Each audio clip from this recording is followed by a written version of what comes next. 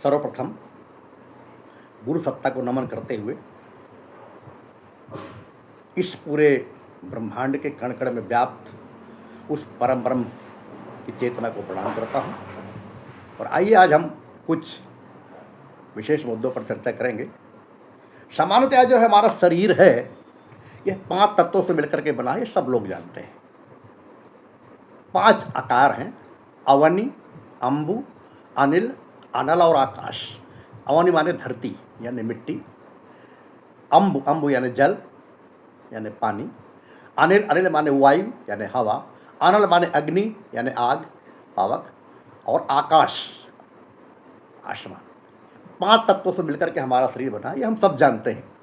इसी को संक्षिप्त भाषा में सरल हिंदी में कहा गया है, सरल भाषा में, क्षिति जल पावक गगन समीरा, पंच रचित यह अधम शरीरा। सामान्यतः जो हम देखते हैं, हाथ है, पैर है, नाक है, मुंह है, कान है, यानी पैर के नाखून से सर के बाल तक जो हमारा शरीर है, हम इसी को शरीर मान बैठते हैं और इसी को सब कुछ मान, जबकि वास्तव में ऐसा नहीं है। ये जो हमें दिखता है, जो बोलता है, करता है, ये शरीर हमारा स्थूल शरीर है, जिसे हम फिजिकल बॉडी बोलते हैं। देखने में हाड़ मांस का पुतला दिखता है, लेकिन इसके अंदर बहुत से विलक्षण शक्ति केंद्र हुए। आइए इनके बारे में संक्षिप्त रूप से जानते हैं। ये जो हमारा शरीर दिखता है ना, चलता है, बोलता है, हाथ पैर मुंह नाक, ये सब स्थूल शरीर कहलाते हैं, फिजिकल बॉडी। इसके अंदर एक सूक्ष्म शरीर होता है जिसे हम माइक्रो बॉडी बोलते हैं। सूक्ष्म शरीर में मन, बुद्धि, चित्त और अहंकार, ये 4 तरह के चतुष्टय होते हैं। मन यानी माइंड, बुद्धि माने इंटेलिजेंट, चित्त यानी मेमोरीज, और अहंकार यानी ईगो। ये 4 चतुष्टय होते हैं सूक्ष्म शरीर में। और मन की भी 4 परतें होती हैं। एक होता है चेतन मन, जिसे कहते हैं कॉन्शियस माइंड। एक होता अर्धचेतन मन, सब कॉन्शियस माइंड। एक होता है अचेतन मन, अनकॉन्शियस माइंड। और एक होता है सुपर चेतन मन, जिसे स्पिरिचुअल माइंड या सुपर कॉन्शियस माइंड बोलते हैं। और तीसरा होता है जिसे हम कारण शरीर बोलते हैं, जो कैजुअल बॉडी होती है। इसके अंदर मनुष्य की आत्मा, आस्था, मान्यता, श्रद्धा, प्रज्ञा, निष्ठा, ये जो हमारी मान्यताएं हैं ना, जो जन्म जन्म जन्मांतर से आकर के हमारे साथ आती हैं, वो सब कारण शरीर में रहती है। तो स्थूल शरीर सामने प्रत्यक्ष रूप से काम करता है, लेकिन उसको संचालित कौन करता है? सूक्ष्म शरीर। यानी स्थूल शरीर से ज़्यादा महत्वपूर्ण सूक्ष्म शरीर है। सूक्ष्म शरीर ही स्थूल शरीर को चलाता है। और सूक्ष्म शरीर से ज़्यादा पावरफुल कारण शरीर है, कैजुअल बॉडी, जो सूक्ष्म शरीर को निर्देशित करता है। और इन तीनों शरीर में भी 5 कोष होते हैं: अन्नमय कोष, प्राणमय कोष, मनोमय कोष, विज्ञानमय कोष और आनंदमय कोष। अन्नमय कोष को फूड शीथ बोलते हैं, प्राणमय कोष को एनर्जी या विटल एयर शीथ बोलते हैं, मनोमय कोष को मेंटल या माइंड शीथ बोलते हैं, विज्ञानमय कोष को इंटेलेक्चुअल या विजिटम शीथ बोलते हैं, और आनंदमय कोष को विश शीथ बोलते हैं। अन्नमय कोष का स्थान कहाँ है?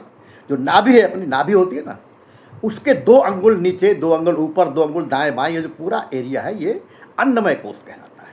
यही स्टमक रहता है, भोजन के चय पचन की क्रिया यहीं पर संपन्न होती है। उसके बाद दूसरा है प्राणमय कोष। अन्नमय कोष यानी नाभि के नीचे, कमर के चारों तरफ का जो हिस्सा होता है ना, इसे प्राणमय कोष बोलते हैं। तीसरा है मनोमय कोष। गले से ऊपर का हिस्सा जो हमारा मस्तक है, जिसमें आँख, कान, नाक सब आते हैं, ये पूरा हमारा मनोमय कोष कहलाता है। और नाभि से ऊपर गले तक का जो स्थान है ना, वो हमारा विज्ञानमय कोष कहलाता है। और जो ये सहस्त्रार तक है, जहाँ पर शिखा है, इसे आनंदमय कोष कहते हैं।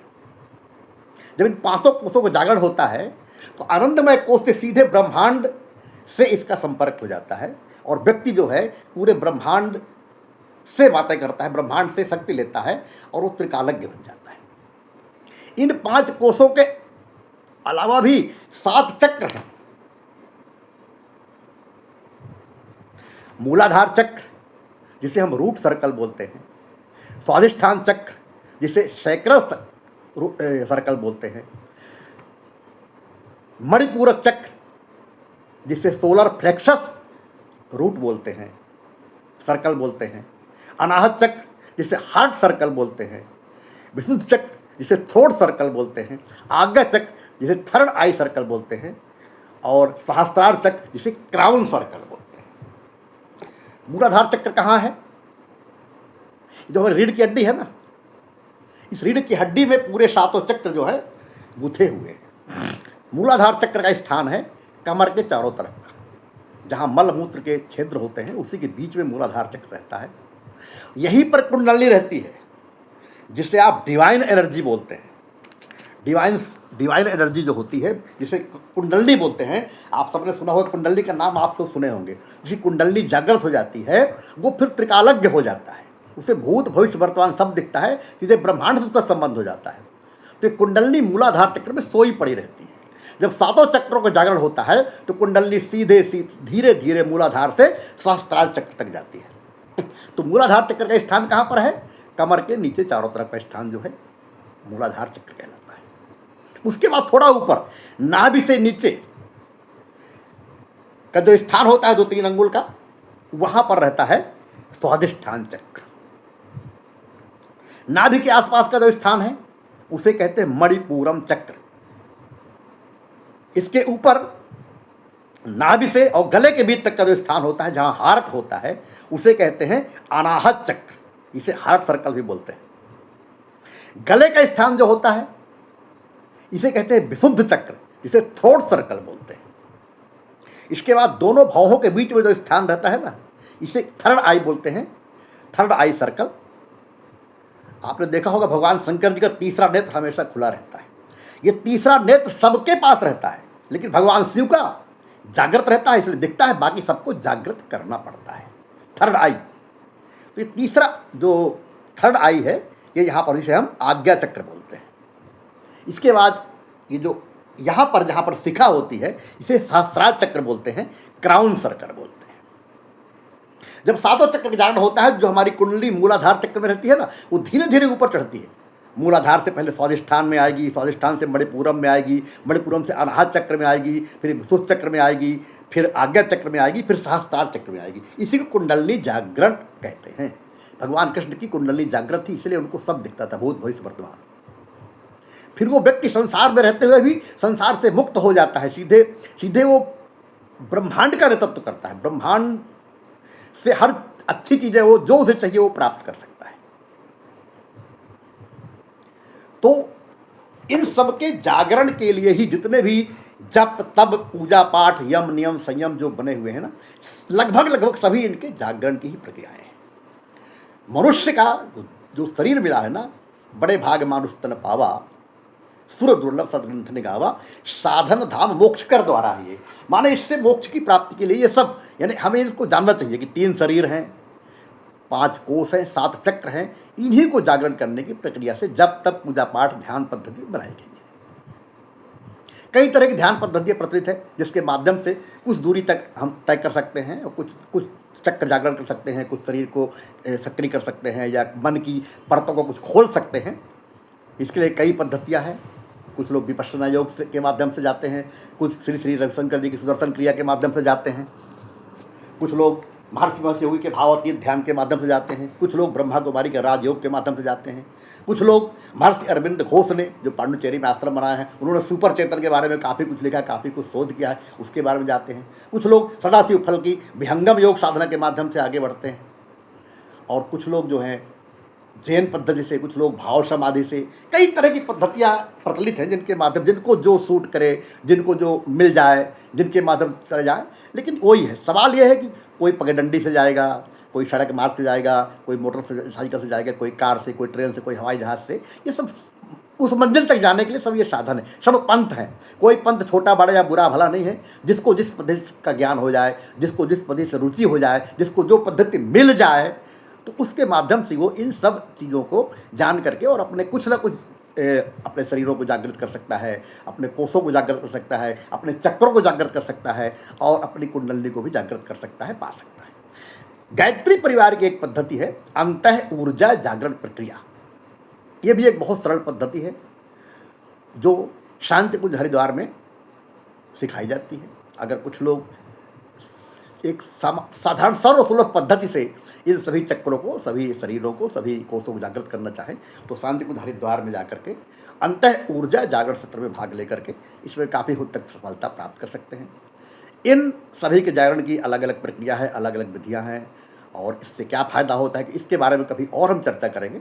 फिलहाल हम सिर्फ संक्षिप्त रूप से ये चर्चा कर रहे हैं कि ये जो हमारा शरीर है दिखने में, ये मात्र हाड़ मांस का पतला नहीं है। इसके अंदर बहुत सी ऐसी सूक्ष्म ग्रंथियाँ हैं जिनके जागरण से विलक्षण प्राप्ति होती है। मनुष्य मानव से महामानव बनता है, महामानव से ऋषि बनता है, ऋषि से देवता बनता है और जब देवता बनता है तो इस धरती में ही जहाँ मानव रहता है वो स्वर्ग की जैसे बन जाता है। फिर किसी तरह कोई रोग दोष संताप ये सब नहीं रहता है, इससे वो मुक्त हो जाता है, संसार में रह करके भी संसार से मुक्त हो जाता है। तो इसीलिए ये सब चक्रों को जानना चाहिए, समझना चाहिए, यथासंभव प्रयास करना चाहिए इनके जागरण। इनके जागरण की बहुत सारी विधियाँ हैं, इनके जागरण से क्या लाभ होती है, किस तरह हो सकता है, ये इन सब बातें कभी और फुर्सत से चर्चा करेंगे। फिलहाल हमने इतना जाना कि शरीर हमारा फिजिकल शरीर दिखता है, इसके अंदर सूक्ष्म शरीर है, इसमें कारण शरीर है। सूक्ष्म के 4 चतुष्ट हैं, मन बुद्धि चित्त अहंकार। कारण शरीर में हमारी भावनाएं, हमारी आस्थाएं, हमारी मान्यता जुड़ी हुई है। 5 कोष हैं, अन्नमय कोष, प्राणमय कोष, मनमय कोष, विज्ञानमय कोष, आनंदमय कोष। 7 चक्र हैं, मूलाधार चक्र, स्वादिष्ठान चक्र, मणिपूरम चक्र, अनाहत चक्र, विशुद्ध चक्र, आज्ञा चक्र, सहस्त्रार चक्र। कुंडली है जिसे डिवाइन एनर्जी बोलते हैं, वो मूलाधार चक्र में रहती है, धीरे धीरे जागृत करके सहस्त्रार चक्र में आती है।